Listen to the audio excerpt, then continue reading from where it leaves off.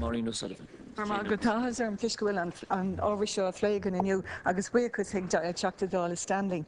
This has been a controversial topic, and over the couple of years I've been here I've had some lengthy correspondence on this, which has led me to ask a number of PQs. And one was if the Minister would ask the Medicines Board if they would carry out a test to determine if fluoride was safe, but the reply was that wasn't necessary because it was neither a medicine nor a drug.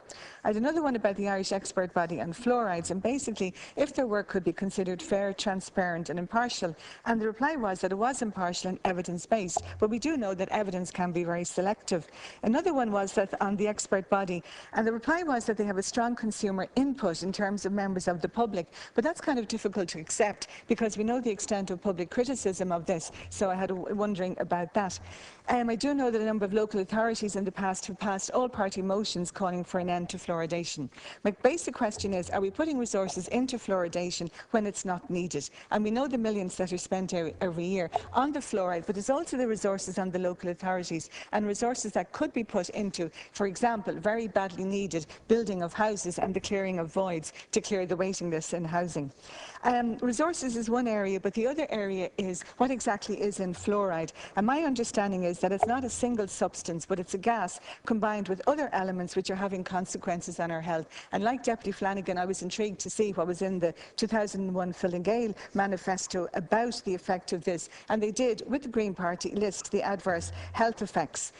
People have looked at the product specification, and there seems to be a cocktail of various toxic elements, mercury, nickel and lead. But there's a major difference between the current one and the original one of 1962. And there have been further questions I've put in about exactly these products. One answer was that fluoridation of drinking should be seen as a measure consistent with general public health management. Now, there may have been reasons in the past why fluoridation was brought in. Perhaps, there was poor dental care then. But times are different today. Due to diet, to exercise, to oral hygiene. We know there's fluoride in toothpaste, the brushing of teeth, children being encouraged, easier access to dentists. There isn't the same fear of dentists that people had before.